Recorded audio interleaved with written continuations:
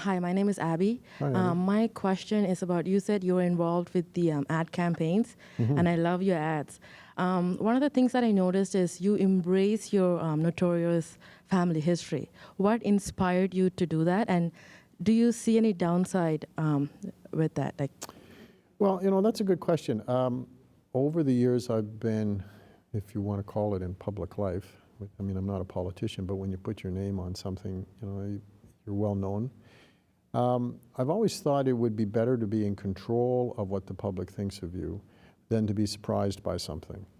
And so, if you're hiding the fact that you're adopted and somebody decides, for instance, to surprise you and use it against you, then you find yourself playing catch up and apologizing for not telling people.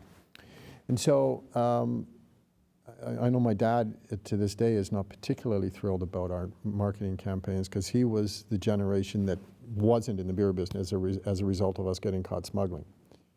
But that was 50, 60 years ago, or 70 years ago, or whatever it is. And it's gone from being an embarrassment to the family to it happened. If we don't talk about it, someone else will bring it out, and then we'll look as though we're apologizing. Why don't you take your glass that could be half empty and make it into something that's half full?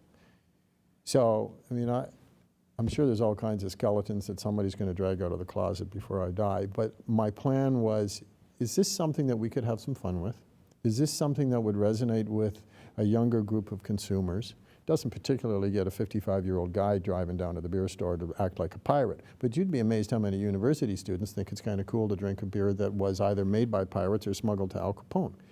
Well, we can hide that, or we can have some fun with it. So, there are some downsides. I get letters from various... the Anti-Pirate League. Yeah.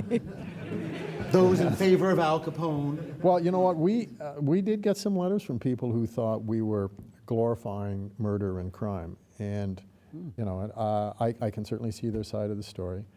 I don't condone what Al Capone did to people, but he was a very good customer of our families. And, We'll leave it at that. We'll leave it at that. We're talking about family history, and I know you have a good knowledge of your family history. Do you have a favorite ancestor?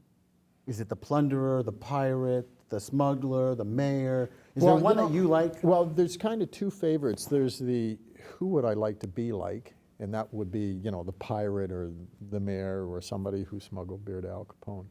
But I think the person I admire the most is my aunt, because when the family got caught smuggling, the authorities in Ontario said to her, look, well, actually said to her father, my grandfather, no one with the last name Sleeman will be able, we're going to take your liquor license away from you, and no one with the last name Sleeman will be granted a new license for 50 years. You need to be taught a lesson that will last one generation.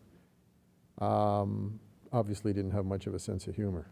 And so what we did is, what my aunt did is she said, okay, I'm going to keep a recipe book and an old bottle of beer, because she was quite young at the time.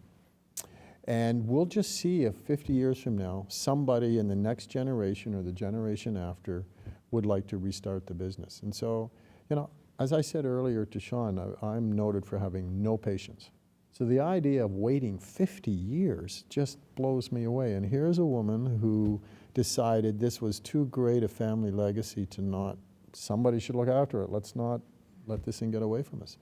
So I didn't know anything about, or very little about, the Sleeman Brewery as a kid, and she waited till I was about 30 years old and said, okay, here we go, recipe book. So I think that's probably the person I admire the most, is someone who, I mean, you talk about entrepreneurial vision. She didn't want particularly to be the business person, but she felt someone in the family should do this. And so I think of all of the Sleeman family, obviously except for my mom and dad, she's the person that I admire the most. I think I speak for everyone that we're all thankful that she kept that book. We are. Maybe none more than you. None more than me.